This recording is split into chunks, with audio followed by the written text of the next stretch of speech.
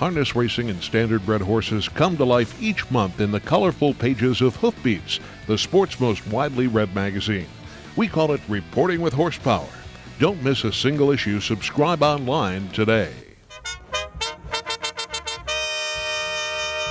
Saturday, October 17th was a night of celebration at Yonkers Raceway, which in cooperation with the Standardbred Owners Association of New York sponsored the first Fall Harvest Festival.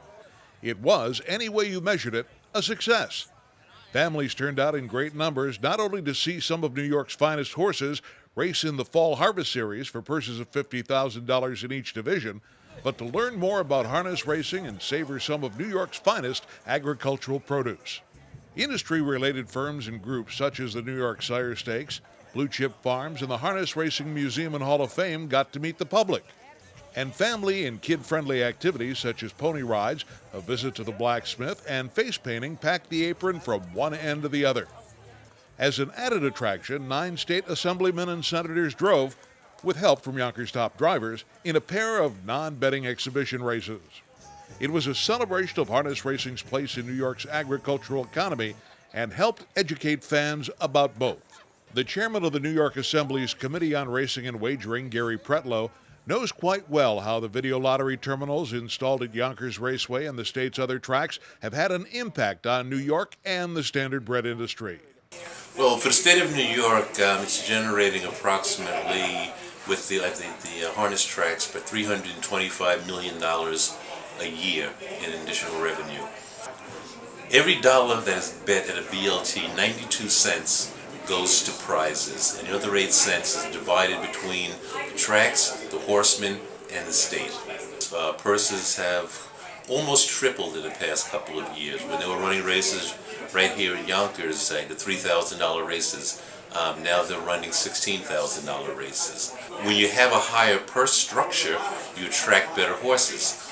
People used to drive right past Yonkers on the New York State Thruway and go across the George Washington Bridge and go to the Meadowlands to watch horses and to race their horses.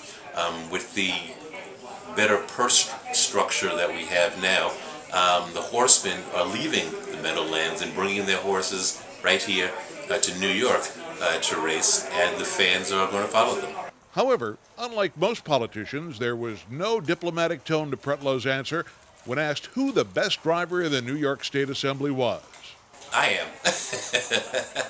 I intend to win. I'm on Mr. Soggy tonight, and today is supposed to be a rainy day. So far, the rain is held off, and we all of us, none of us are professionals, none of us are even amateurs. We're rank amateurs.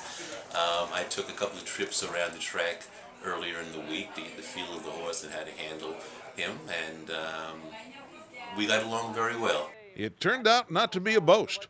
Aided by a 2-hole trip and expert tutelage from the sport's leading dash-winning driver, Jason Bartlett, Pretlow gave Mr. Soggy a great steer. And Assemblyman Gary Pretlow opening up, and it's going to be Mr. Soggy in the legislative challenge from Bliss and Vinegar. Yonkers and the SOA of New York officials were more than pleased with the first Fall Harvest Festival. Look for it to be a regular feature on the track's October schedule.